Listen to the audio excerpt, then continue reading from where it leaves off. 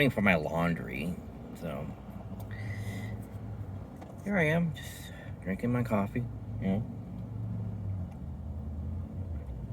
still waiting for another 20 minutes for that to finish. So I thought I'd fill in the time. I was originally watching the Game of Thrones Funny Moments, part 7, I think it was. It's like a 12 or 20 part montage clips of interviews and conversations with the cast of the Game of Thrones. I was never into it, but I know like everyone else was like super into it during, when it was popular, when it was on, like everyone was talking about it. It's like the Game of Thrones, it's this really great show. And I didn't have HBO. I haven't had HBO since the late 80s. So I know.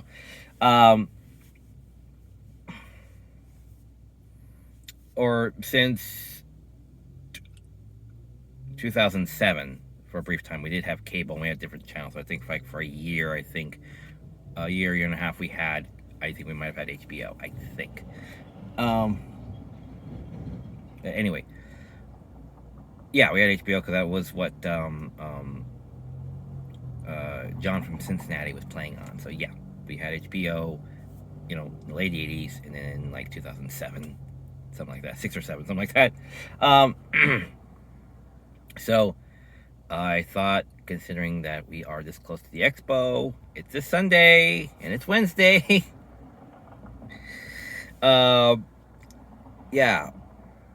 and like I said in the previous videos, that I helped out somebody who was a friend of a friend, and that person will pay me back apparently on, it was supposed to be today, from my roomie. He said he talked to his friend, and his friend wants to pay from his paycheck, I guess his first paycheck or something like that, on Monday. So I'll be getting it after the Expo instead of before the Expo. Okay, sure, fine, whatever. Aren't I such a nice guy? Anyway, so being this close to the Expo, I thought, why not talk about, I am one volume and one season away from the full series of a delightful children's show called Kodocha, which I believe means child's toy, if I remember correctly. This thing's old. This thing goes back into the early 2000s. Yes. Sana Kurata is our lead character. I made some vague references and stuff to this way back when I first started my channel. It was voiced by the same lady. Oh, I forget her name, but she was very popular back in the day. I'm pretty sure she still is now. The actress who did Lust from Full Metal Alchemist. Damn, I forget. I used to know what her name was. She was very popular. And quite pretty, too. She was quite pretty. She, when you were, like any of you were actually there, the newbies, I'm like a veteran there. Like, I'm like the oldest veteran I know who goes to these conventions, at least that convention. It's like, how long have you been in anime? It's like, oh, 3 years, 5 years. One guy said, 12. I'm like, well, that's something. It's like, I've been doing this since like 2000, so please, just like I said, I've been doing this for so long. I got this down to a science, people. Anyway, so anime, the environment, foundation, whatever have you, the fandom, the anime world, or whatever you want to call it, the culture, everything back then was a lot different. Was a lot less family friendly, and more of just a mixed bag. So you had, like now they have the curtained off section for the adult stuff, as opposed to back then when they just had just stuff dotted here and there. And the cosplayers, my god, the cosplayers. My first foray, when I went to a convention at Long Beach, an Expo in 2000, You know, you see all these people in costumes. We could dress up in costumes. It's like I didn't really have a costume. You know, I just had stuff. That's why I slapped stuff together later on throughout the years. I want to try to dress up too. And so I see cosplayers in good costumes and not quite necessarily bad costumes, but fairly pretty good. And then I saw my first overly sexualized cosplayer that I saw was a lady dressed as Cutie Honey. Rather heavy set, but still, like, it's like my first time really experiencing side boob and cleavage where I'm like, is that allowed? And she's just standing there walking around like it's nothing. I'm like, camera, next year, camera. And this is why I had a camera with me every year, because it's like, I gotta take pictures of this. No one would have believed me. You know, so I'm really glad I did, because, you know, I would take these, not fantastic pictures, but I would take these pictures of rather fantastical cosplayers, simple cosplays, you know, intricate cosplays. I had pictures of people being the blocks from Tetris. They got a lot of attention, and that's it. They're blocks from Tetris. That's it. There's nothing ornate. It was like one of the more easier cosplays. It's like, yeah, let's just go with the blocks from Tetris. Boom. Yeah, you're a sensation for, like, you know, you got your 15 minutes. But yeah, back then, when it was, the convention was a much smaller venues, because of a smaller convention. It was still just as very much as popular as it is now. Maybe a bit smaller, maybe. When you see the massive lines, to the fact where it's like blocks and blocks of people, you tend to, you know, think, well, you know, it's very popular. So, but the venue got bigger and bigger. So we had the Long Beach convention, the Anaheim convention, back to Long Beach, Anaheim. So it's like it would just bounce back and forth. Before I finally settled at the Los Angeles convention, which is done like the past 12 years or so. But anyway, you know, you had people walking around, you had panels going on. I saw the voice actress, a panel with the voice actress who did the TV version of Ghost in the Shell, the Major of Ghost in the Shell, Major Kazaraki. Fantastic voice. I recognized her voice. I'm like, oh my god, that's her. You know, so there were, like I said, the landscape was different back then. It was slightly bit different. More arcanic, I guess you would say. It's very similar yet very different at the same time, you know. It was just such a vibrant energy, you know, like going to a premiere almost, you know. Which it kind of sort of was at times. You would get premieres there. Like the Transformers film.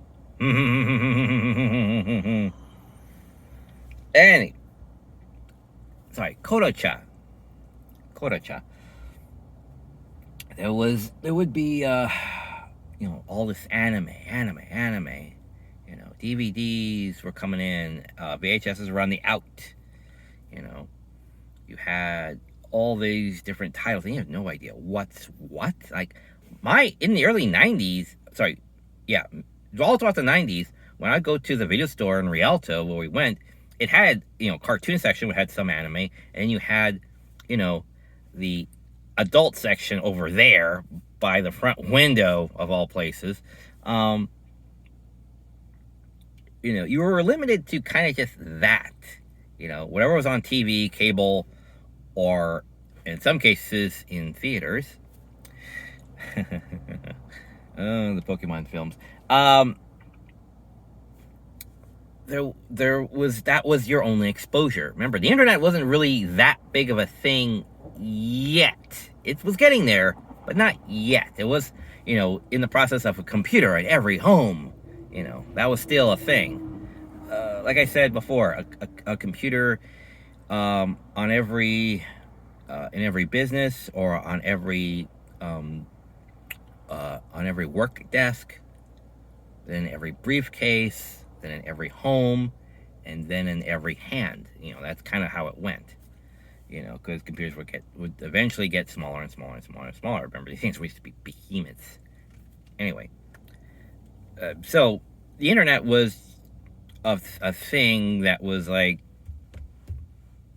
okay, how do I get there? Go to MapQuest. I believe that's what it was back in the day. MapQuest, Anaheim Convention Center, or Long Beach Convention Center. Originally, we had to go with my mom's, and I said this before, my mom's annoying friend / date, because she was kind of divorcing my dad at the time. So she had men come through her life, and it's like, yeah, this guy, we're having lunch. Right, sure. Who's this guy? Oh, yeah, this is Pete, or whatever the fuck his name was. He knows how to get to Long Beach, so I'll have him take us. And so I would have to sit in the back seat. Thankfully, it was only the one time. After that, it was just literally anybody else. So I'm kind of glad he was only there for that brief moment in my life. But he would not shut up about the Asian people. Because he would keep, not say about the Asian people, but he would just keep talking. And then he says, hey, Greg, look at all the people around us and all the cars. Look at all the cars around us. You notice anything? Asian guy. They all seem to be Asian guys or Asian people. And it's like, yeah, this is the Asian part of town. So you're going to see a lot of that. It's like, I didn't realize we had such a high concentration that when you got to a certain part of the freeway, it would be primarily Asians around you. Strange. It was bizarre that I thought it was such a high concentration. And it's like, that was more of an even mix to some degree, because that's what I grew up with, was more of an even mix. It wasn't the black side of town or the Hispanic side of town. Now that I am more weary or traveled, you kind of see a lot more of this is that neighborhood. It's like, okay. Not judging, it's just what it is. It's a high concentration there. So those things do exist. But anyway, the guy wouldn't shut up. So, you got there, you saw the cosplays, blah, blah, blah. But, when you were trying to figure out, because nothing was, not, like I said, what wasn't shown on, public access TV or, not necessarily on cable. Well, yeah, table with tech TV. That was the thing. We didn't know anything outside of that. It was a very select thing. I mean, I could probably, I think about a dozen, let's say 12 titles together was everything that was on TV and cable. I mean, you had Fox Kids. In the late 90s, you had Technoman. I know that one. You had anime, my goodness, in the 90s. Well, it was Technoman on Channel 13. I'm pretty sure there was one on Fox. Every news network, every primary, TV network had at least one anime they threw on there. This was before I found Cartoon Network, and before Cartoon Network became primarily dominated by anime later on as the decades went on. So in the early to mid 90s, you had a few here and there. I mean, then you had Pokemon and Cardcaptor Sakura in 95, 96. In 97, this is beginning to pick up speed in the mid to late 90s. So you had all this stuff, and you start to get a taste for it because it's different. This is world building. You have characters. You have unique powers, lore.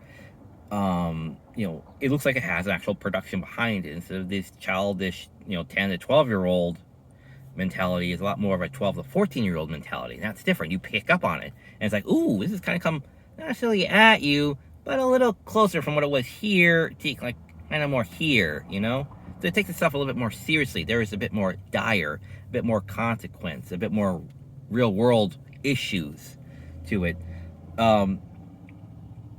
There was, Pokemon, and that whole thing exploded. And then on cable, you had Better Man and Soul Eater. You had uh, Boogie Pop Phantom, Sierra Experiments Lane. You know, you had, yeah, Tech TV and Cartoon Network, and a couple other channels too, where they had, anime. My brother even recorded one of the versions. I forget which versions, but one of the versions of Macross Plus. He had, recorded for me a couple of the episodes off of a cable network show, and I had that for a while before I got the DVD. It was one of my first DVDs, actually, one of two. But anyway, but that was in like 99, 98, 99, and so again, the landscape was very, very, very bare because you didn't know where to look. You used the internet for, something you didn't know. You know, not that I had the map book. Map book came later, so MapQuest online was kind of more okay. Let's use this thing. Beep boop boop. Okay, here's your route. Here's your schedule list. How do I get there? But before, there was no pre-registration. It was just, here's the place. Get in line. Where's the line? Well, when you get there, you'll find out. You know, and it would always be like switching doors. Dual doors would be locations. Which door is the opening? Blah blah blah. So trying to get anywhere is really frustrating because again, nobody knew anything. Knowledge was just lacking all over the goddamn place. So as you're not as plugged in as you are now, hence the phone, but you didn't know what was going on. Okay, sorry. This is just spelling out just how non-informed you are and very, very lost because you only knew what you were given, which was basic TV, cable, the video store, and what came in theaters. That was it. That's all you knew. You hear people talk about stuff too. That's why I started the list because like people were starting to talk about these things in the late '90s and the early aughts. So I made the list. It needed to be updated. Sorry. What was it? The German band, Tattoo Paragate. So when you come across these things like Sana Karada, you're like giving it a chance. Like buy the DVD, Funimation, and then you see trailers because they would give trailers for things in the magazines and New Type and Anime USA and all that stuff. And you would get these trailer discs. So it's just like 45 minutes to an hour's worth of trailers. All the new stuff coming out. And so I would collect these, and I still have them. I doubt they're worth anything, but I still have them. And you would learn about stuff that way. Like, that looks cool, that looks cool, this is cool. So when you come across something, you discover something, and you give it a chance. And one of those shows was Kodacha. And I've been a pretty avid fan about it ever since, about Sana Karada, the child star, who was on her show, Child's Toy. So Kodacha is within Kodacha, pretty much, which is basically just a kids' entertainment, kind of think Sesame Street a little bit. It's a kids' educational, interactive, live show. And one of the big stars of Kodacha, within Kodacha, is Sana Karada, which is an adopted daughter of, I forget her name, but they call her Mama. She wears weird things on her head. That's her thing, is that she wears weird things on her head and drives around in little buggy cars and is very eccentric. And they're rather quite famous and wealthy. And it's the adventures of Sana Karada and her attempts at trying to reform the school bully, the acting out character Akito Hayama. And Sana, it's like they just show That's just to highlight just how like naive she knows about the world. She refers to her manager, Ray. He's my manager, my boyfriend, and my pimp. She says that a couple of times and no one knows what the hell she's talking about. Her mother actually kind of calls her out on it. Did you even know what that even means? No. Later on, Okito and Satoshi even mention it. And her pimp. It's like, what does that even mean? I don't know. It means he's. It's like, what does that mean? I believe it means he's competition. So it can get rather. It's very, very funny, but as time goes on, the seriousness kind of gets ratcheted up a little bit more. So you go from like school bullying to social dynamics with the children and the adults. So you get into heartfelt things, trying to keep promises, the pressures, highs and lows of being a celebrity. People love you, but you're trying to make time for your friends at school, trying to make time for doing your homework at all. Uh, you know, all that stuff, and it was a joy to rather watch this this coming of age story over various different arcs. You have very different arcs. Like this is this storyline. This is that storyline. You know,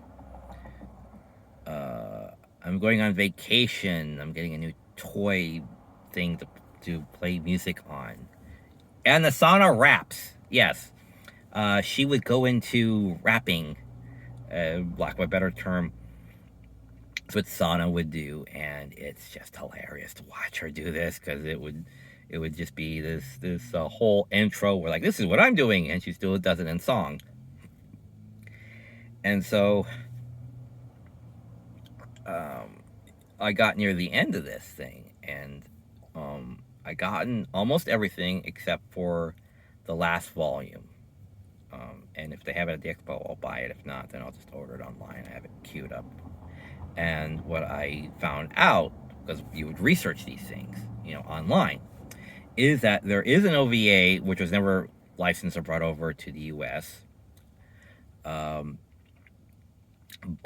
what was brought over and licensed in the U.S. was season 2. Like, oh, there's a season 2. Well, oh yeah, they go to, I think it was high school or however way it works, the next step of their lives, And, you're like, but you're excited, but it's like, but it was not dubbed.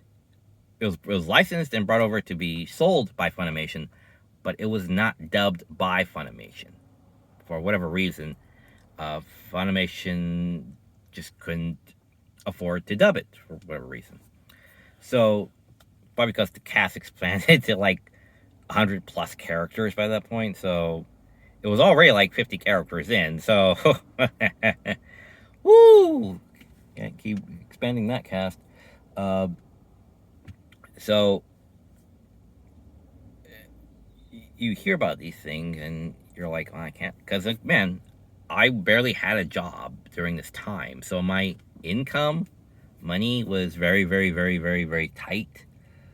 So I would try to save as much as I can for these, and I've been doing that for years, trying to get ahead of this. And I feel like I'm somewhat ahead of this now, and everything's going to be okay with me doing this because I have saved up enough money so that I can do what I need to do, which is have a good day off, which is take care of all my responsibilities, and everyone can leave me the hell alone.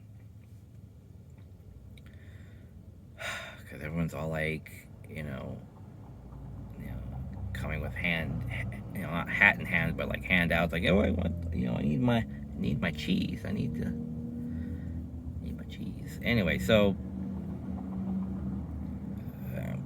Kodocho is one of the first ongoing long series I got into that I actually collected, as opposed to the other 300 episode long things. I mean, other than that, but that's the drama department. The action section I got into, had volumes of Dragon Ball Z. And so, and I was a fan of Naruto, but I watched that on Cartoon Network when that premiered in 2007, I believe. So when you get into things, you would kind of make sure it's like I would buy the DVDs of something I love to watch that wasn't drawn out. Like Dragon Ball Z would be drawn out. Like get on with it. Like how long? It took 2.5 weeks for Namek to explode after Frieza like shot it. It's like, all right, we've been fighting for 5 episodes. This ain't gonna explode anytime soon. Not really. 5 minutes, and I give it another 2 minutes. I'm like, so yeah. Santa Carada is long. You feel its length, but it doesn't feel like it's padding itself out for whole stretches of whole arcs, or like, well, you could have just done that in 4 episodes. Like, oh no, this feels a lot more like, they're doing this in proper due course, in proper amount of time, as opposed to Naruto, DBZ, and Bleach, where it's like kind of cuts to the chase already. We know you're awesome, but kind of get on with it, type of feeling every freaking episode. There's an arc. It's like, yeah, but we gotta make sure that this arc covers 20 episodes of runtime. Really? Every time? Yes, every time is a story arc. We gotta cover it in only 24 episodes. And it's like, just freaking get on with it. So you see a lot of the recycled animation and cut animation in Bleach. Not cut animation, but the really good animation next to the really bad animation. Is, you gotta get the money shot somehow. So having all that, watching Kodacha was actually a joy. You would go and buy when the next DVD came out. So you knew what you were getting yourself into. You knew what the characters were, what the plots were, and you rather liked it. I rather liked it. And it was a good, stable way. It was well balanced and everything, you liked it for what it was, It wasn't this 200 episode.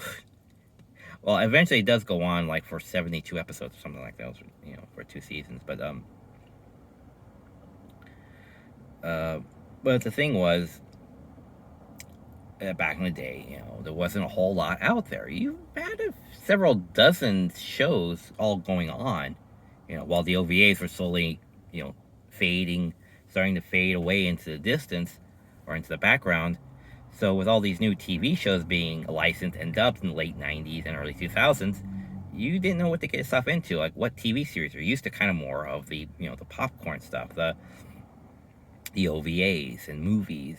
So trying to commit to anything, like I said before, trying to commit to any one TV show was a bit of a gamble, because you didn't know, if the show's going to be good enough, or, after its initial premise or setup, or the 3 to 4 episodes, does the show start to lag? Does it keep your interest? You don't know. Nobody knows. You just got this thing, And there's no previews. There's no YouTube. There were probably bloggers and vloggers out there, maybe. But, would you know that without anyone telling you? No. But now everybody knows. If you want to know something, just type it into the search engine and you get everything there is about it. So yeah, pick and choosing what to devote yourself to, time, effort, and money. Because not, like, where do I go to buy this? Do I go to Food for Less? Where do I go to get this stuff? Where is this stuff sold? Not the anime stores were probably just barely starting up. So, go to Suncoast at the mall. That's where I used to go. You hear about these things, you know where to go, and then you start going there. So you start investigating and have to research. And so, yeah, so Santa Carada as a TV show, bit of a long-running TV show, is what I got into because I rather liked it. And it would just keep you guessing. It would just keep you guessing, because there would be moments where things would just happen characters would do things just out of the freaking blue and have consequence for that. That's the one thing. No one really got away with anything. There was always consequence. to a lot of your decisions in the show was just ridiculous. Akito's, he would do things, and it's like, and does he get away with it? Nope. It was just hilarious.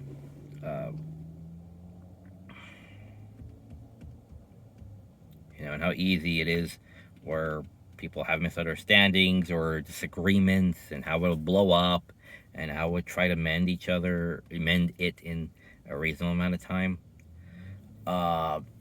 Learning about your backstory, like, what's my backstory? Well, you were adopted, and then learning more about it later on, who your mother was, who your father was, who your half sister is, stuff like that.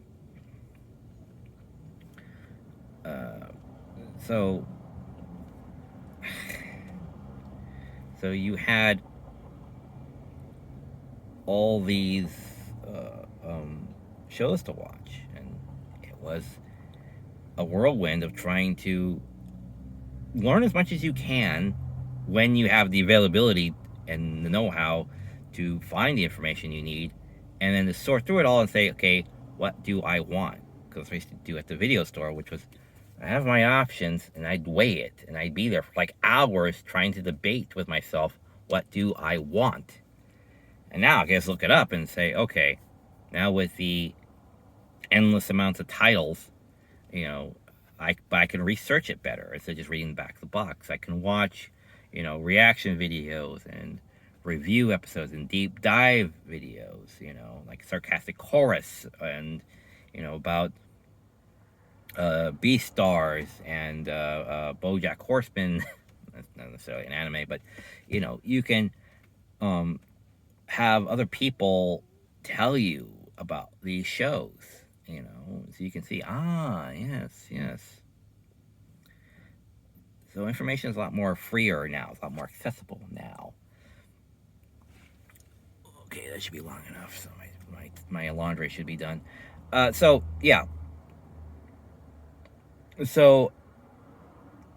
having all this availability, having the landscape change from then to now, with limited access to anime and the internet, as opposed to now where information is free and easy, and now it's like, oh yeah, just a title I want, it sounds interesting, or you want to know about, just type it in, like Citrus. You hear about Citrus, and it's like, all right, what is Citrus about? Okay, that sounds interesting. Wait a minute, it's a drama. They gave the ruling of, that's why they developed the rule, the 3 to 4 episode ruling was like, the first volume is going to be rather interesting, and then the next 4, I think 3 or 4, are just going to lag and be drawn out with, the occasional moments of interest before the final season of like, okay, now let's resolve all this. So that's why I would buy the first volume and the last volume, because in the middle there, it just drags like hell for like 10 episodes. What was I used to wait for like the longest time, for years and years and years, was this import. I forget what it's called, about the mom and the child, and you find out the mom is basically just a shitheel.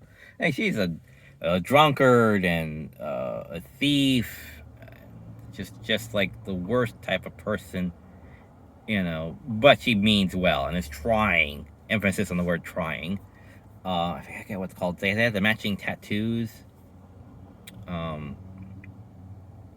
But yeah, the first volume and the last volume, as well as the trailer, were pretty good. Everything in between sucked ass, because it was boring and repetitive. As interesting as the stories were, with highs and lows and drama and stuff, it's kind of more wash, rinse, and repeat. So you get a lot of, okay, so like, what's the exciting incident in this exciting episode? Oh, the mom did something stupid.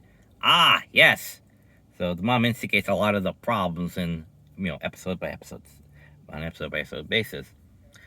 I forget what it's called. Damn. I'll know it when I see it, but it's surprisingly still pretty good. I'll get it if I can see it for a reasonable price. Yeah, Fuku, I think. I can't remember, but it was So you would try to keep in mind all these different title stuff you see in magazines. That's why I subscribe to them, because I get the magazines. And, like I said, now it's all information's free. It's like I said, information at your fingertips. What's coming out. Then you have people saying, this is the new lineup. What to look forward to. Ooh, okay. Boop, boop, boop, boop. Play. This is the new lineup. And you get like 10 titles and like maybe half of them or whatever will catch your fancy. And people say, this is this one. This is that one. This one's about isekai. I was like, yes.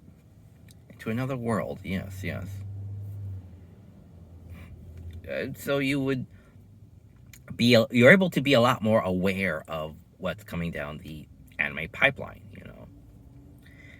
And so, yes, things have gotten a lot easier for anime fans who want to know what is out there, what is available. Is it viewable on streaming yet, or is it available on DVD? Because that's still going to last a decade, I would believe. So getting into Kodacha was, was a gamble. It was something I liked, and it proven itself to be a worthwhile investment in my anime fandom. It was good. It didn't disappoint. I never felt defeated, like, oh, what the hell was that all about? You would be like, what the hell is that all about? There's a difference. You never felt like I wasted my money on this. As more of a, like, I don't agree with anything in the storyline, but I thought a lot of, fuck, that was intense. Damn. All right. I can't wait for the next volume or next episode, because this is like, man, this is going some weird, wild places. Like, he's like put Sana through the emotional ringer there. And like at times it's like, oh, that's just mean. Like, that's just mean on the writers to do that to this character. But damn, it was entertaining. And if people like Game of Thrones and other drama-based series where it's like, it pulls no punches, like BoJack Horseman pulls no punches. It comes at you, But you have that contrasted with the kid stuff. So you have kid humor, but then you have these drama moments in between. So it's just this good, funny mixture of get them laughing, get them crying again. But anyway. So, yeah, the landscape's different. A lot of things are... The accessibility is different. That's what's changed the most. It's the accessibility. Things have been around long enough. People know what's where, what to really expect. Except for those hot dogs. Jesus Christ. I mean, seriously? $7.50. I hope they've changed that. But yeah, what wasn't known is known now, and what is known has become legend.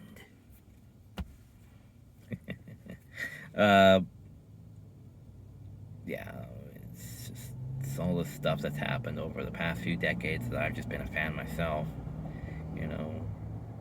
I've had massive turnover there in the convention year. People, I doubt very few of them were the original founders at all, or the committees, or the other committees, or the other committees after that.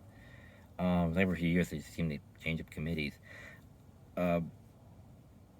You've had conventions be more streamlined, not just show up, but pre-registration again makes it easier a bit. But you still get long lines because we're trying to fit, 800 people through 2 doors. It's going to take a while, but that still hasn't changed. It still hasn't changed. That part, waiting in line throughout everything, waiting in line still haven't changed. It's just that you're pre-ready, you're pre-set to just walk in, So they kind of got that taken care of, so you don't have to come in and type in, this is my name, and then they have printouts and stuff, Here's the sticker, put it on the badge. There you go, sir. Here's your lanyard, here's your bag, here's your tote bag. Have fun, There's no more of that. You do that on your own. And by the time you get there, you just swipe in the RFID card, and boom, then you're in. So yeah, streamlining the process, sure, but still, you have to wait in line. That's pretty much it.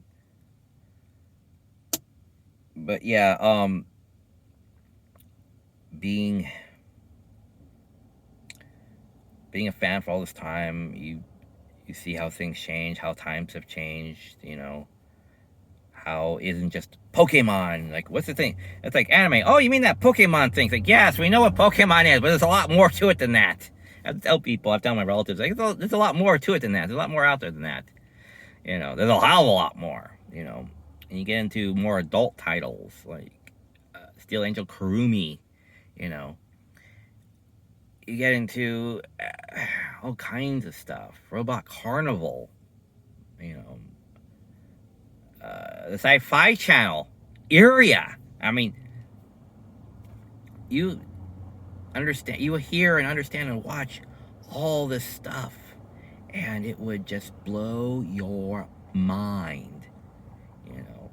Animation quality, story, the seriousness, the stuff that comes at you. Stuff has consequence. Characters die. They don't go to the hospital planet. And then get replaced by your brother near the end for an episode till he has to go back to the hospital planet. No, it's the same guy. It's not like his brother or anything. No. It's clearly the same guy. Like, that's not Sven. It isn't. Anyway. Yeah, so in the beginning you would see the Voltrons and all that, not knowing what is what.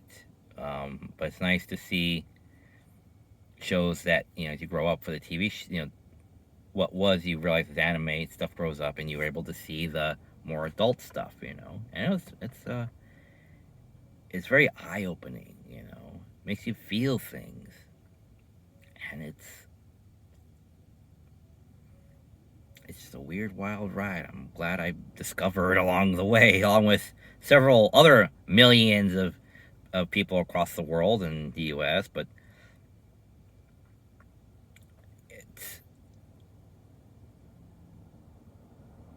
it helped me to understand who it is I am and what it is I want. Because I discovered anime, I discovered anime conventions, It's a good testing ground of who and what I am. In high school, I had no idea who or what I am. Like, it's like asking what your favorite color is. Like, Anyway, my laundry's probably been done for 15 minutes now. Yeah, so I'm pretty sure not many of you out there's histories is probably as long and detailed or impactful or in depth as mine. You probably just started, started in the age of free information and have all the knowings, done for you. But I'm really glad to have discovered this adventure and been on it for so long. I feel it has really enriched my life. Otherwise, it would be a hell of a lot more boring. And not quite as adventurous, When you go on an adventure, it's quite a thing to go to a new city. Just to go to a convention. Go to a city, go to San Francisco. Do you think I ever desired to go to San Francisco? Nope. Or go to Las Vegas. Or San Diego. You hear about these places, but you have no real draw to go there. So anime has really helped me to break out of my shell in a lot of ways and to take me to places I never thought I'd go or see. But enough about that. So take care all, and just a few more days, like five more days. 5 more days of this. Nothing at the moment. I checked the website last night, and nothing was really finalized in the schedule, and I forgot. I forgot one of my rules, the things I discovered along the way, is that nothing's really finalized until the last, less than 3 days before the con. Then they'll have everything a lot more, 80% of the schedule up, and everything else that's kind of more just, around. We'll have that at some point. It's being rescheduled, and all that jazz. But yeah, you really can't check the website for what's going on. Oh, but we have a whole listing of the industry people. We have that, but we don't have the schedule for like what anime they're going to be showing there. They don't have any of that right now, and it's Wednesday, so yeah, they're not going to have that for at least until tomorrow, where they have, okay, now here's our anime listings, you know. So a bit annoying on that, not knowing until like almost till the 11th hour what you're gonna try to go see. So like I said, your planning is really up until the 11th hour. I said in previous videos. So yeah, that's all for now, I guess. Take care, and I'll see you Sunday. I'll be streaming to you live, coming to you live from the Anime Expo. If you're not able to make it or whatever, or if you're off that day, you know, if you went to the convention beforehand or whatever, you can catch me live right here. I'll be streaming to you live right off this phone from a headset. Trust me, it'll be interesting. I'm going to entitle it Hardcore Gregory.